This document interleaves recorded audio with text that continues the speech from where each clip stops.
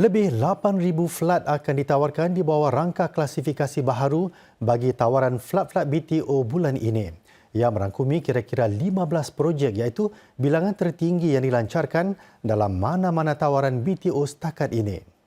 Projek baharu ini meliputi sekitar 9 bandar iaitu Ang Mo Kio, Bedok, Bukit Batok, Jurong West, Gelang, Kalang Huampo, Pasir Ris, Sengkang dan Woodlands. Secara kolektif, ia membentuk lebih 40% daripada bekalan HDB tahun ini. Di bawah rangka kerja baharu, ia dikelaskan berdasarkan jarak dengan pusat bandar, pengangkutan awam dan kemudahan. Menurut pemerintah, langkah ini bertujuan memastikan daya kemampuan, keadilan dan campuran sosial yang baik.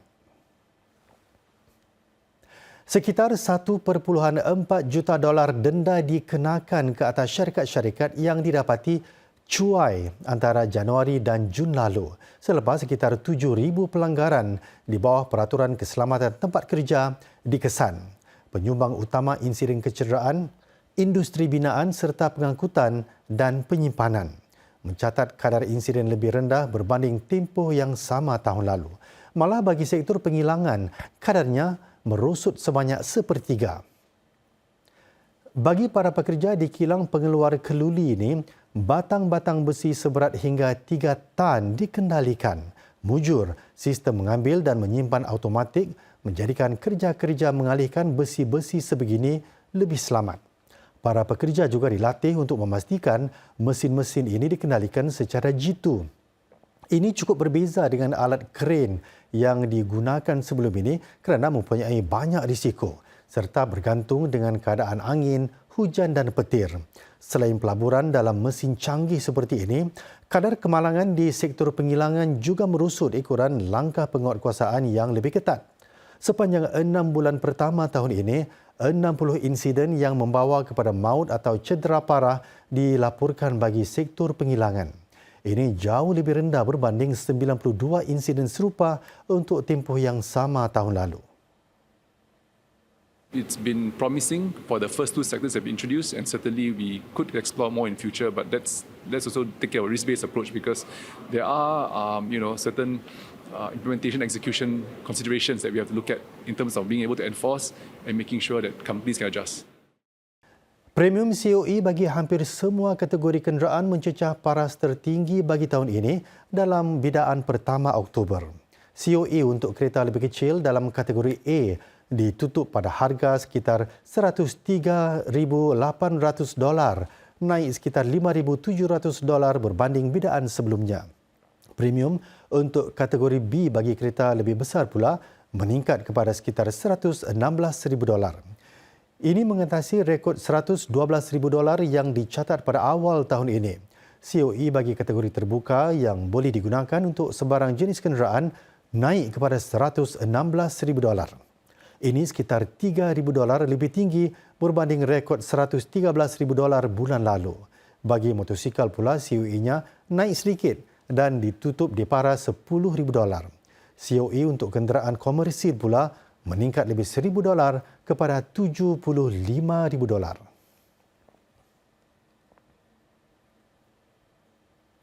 Presiden Korea Selatan Yoon Suk Yeol mengumumkan negaranya akan memberi lebih banyak sokongan bagi projek-projek yang menggalak demokrasi di negara Indo-Pasifik sehingga tahun 2026.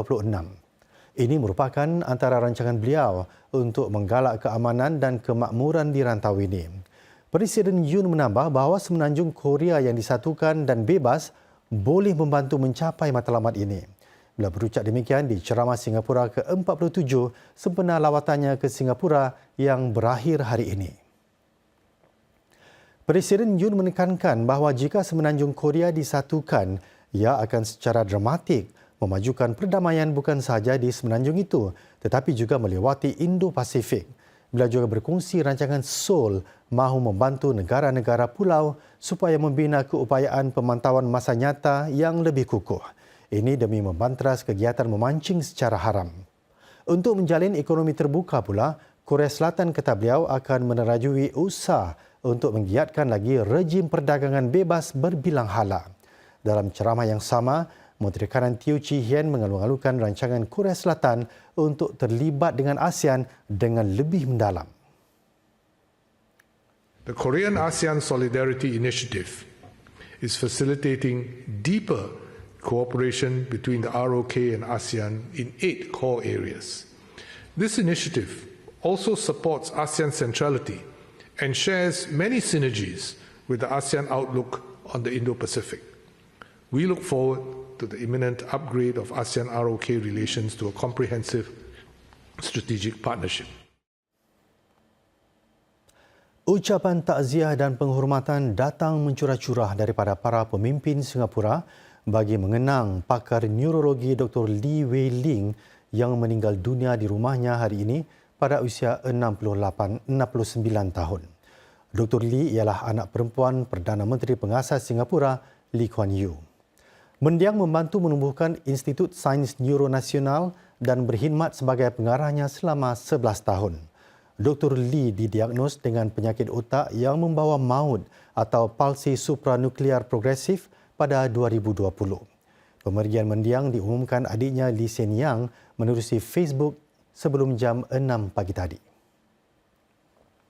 Dalam satu catatan media sosial, abangnya Menteri Kanan Lee Hsien Loong mengimbas kenangan zaman kanak-kanak mereka serta menyifatkan Dr. Lee sebagai wanita yang cekal. SM Lee juga memuji adiknya itu sebagai seorang pejuang serta menjulang kepribadian dan kesetiaannya kepada kawan-kawannya dan akan melakukan sesuatu jika mendiang melihat ketidakadilan. SM diakur bahawa hubungan mereka renggang selepas kematian bapa mereka pada 2015. Namun, SM Lee menyatakan bahawa beliau tidak memendam apa-apa terhadap Dr. Lee dan terus melakukan apa yang terdaya demi kebajikannya. SM Lee mengakhiri catatannya dengan menyatakan beliau akan secara cukup mendalam merindui adiknya itu. Dalam ucapan takziahnya, Presiden Tharman Shanmugaratnam berkata, ingatan terawalnya tentang Dr. Lee adalah sewaktu zaman persekolahannya.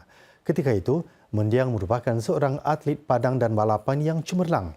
Presiden Tharman menambah, pada tahun-tahun kemudian, Dr. Lee sangat berdedikasi dalam kerjaya perubatan serta menitik beratkan isu pendidikan. Iltizam dan semangat Dr. Lee dari zaman belia, katanya, terus mekar seumur hidupnya.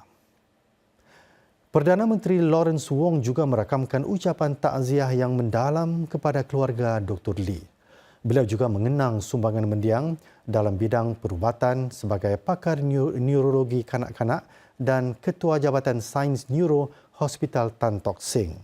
PM Wong menambah, mendiang mengutamakan kebajikan pesakit dan menjaga etika perubatan sepanjang kerjayanya.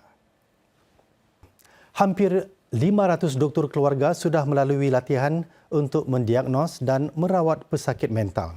Ini sedang Singapura berusaha membina rangkaian sokongan meluas dalam masyarakat. Ia sebahagian daripada strategi nasional yang dilancarkan tahun lalu. Untuk meningkatkan kesedaran, Persatuan Kesihatan Mental Singapura mengadakan pameran memaparkan karya seni 12 belia berkisarkan isu kesihatan mental. Pusat yang terletak di estet perumahan Jalan Besar ini juga menyediakan pelbagai khidmat kesihatan mental. Menjelang 2030, matlamatnya untuk mendapatkan semua doktor keluarga di bawah program jagaan pencegahan SG lebih sihat serta semua 26 poliklinik di Singapura untuk menyediakan khidmat kesihatan mental. Warga emas yang berisiko mengalami kesihatan mental juga boleh mendapatkan sokongan daripada pasukan mendekati masyarakat. Matlamatnya untuk meningkatkan jumlah pasukan itu daripada 75 kepada 90 pada 2030. When the patients with mental health comes in to seek help, they don't feel the stigma because, these are all people who are coming to report sick for all sorts of ailments, as opposed to maybe Institute of Mental Health, where you tell the taxi driver, bring me to Institute of Mental Health, immediately the stigma will be there because the taxi driver may look at you, oh, so you got mental health issues, right? Syarikat yang mencipta ChatGPT iaitu OpenAI mengumumkan rancangan untuk membuka sebuah pejabat di Singapura menjelang hujung tahun ini. OpenAI menyebut kepimpinan Singapura dalam teknologi dan kecerdasan buatan sebagai sebab utama untuknya mengambil langkah ini. Ia juga menjanjikan dana sehingga $1.3 juta untuk menjadikan AI lebih relevan dan mudah diakses di Asia Tenggara. Ini termasuklah membantu membangunkan sumber-sumber data terbuka demi memastikan model-model AI boleh digunakan dengan bahasa dan budaya Asia Tenggara yang cukup pelbagai. OpenAI menyatakan Singapura adalah antara pengguna tertinggi per kapita bagi ChatGPT di seluruh dunia. Pengguna aktif mingguan di Singapura meningkat 2 kali ganda sejak awal tahun ini. OpenAI akan menganjurkan Hari Pemaju di Singapura pada 21 November ini. Perdana Menteri Lawrence Wong menyuarakan iltizam bahawa ASEAN akan kekal sebagai mercu tanda dasar luar Singapura. Berucap kepada sidang puncak ASEAN buat pertama kalinya sebagai Perdana Menteri, PM Wong menekankan pentingnya membangunkan rantau ini demi rakyat dan rakan-rakan luarnya, termasuk dengan memanfaatkan ekonomi digital dan hijau. Encik Wong menambah ASEAN kritikal kepada keamanan, kestabilan dan pertumbuhan rantau ini. Beliau berjanji bahawa Singapura komited kepada blok ini. Menurutnya, integrasi ekonomi perlu dipercepatkan agar matlamat bersama menjadi kenyataan. Ini terutamanya memandangkan latar geopolitik yang tidak menentu. PM Wong juga berkata ASEAN perlu kekal relevan dengan bergerak pantas dalam bidang-bidang baharu. Khususnya, ada potensi besar untuk pasaran digital ASEAN, kata beliau, dan ini boleh dibuka melalui pemeteraian perjanjian rangka kerja menjelang 2025.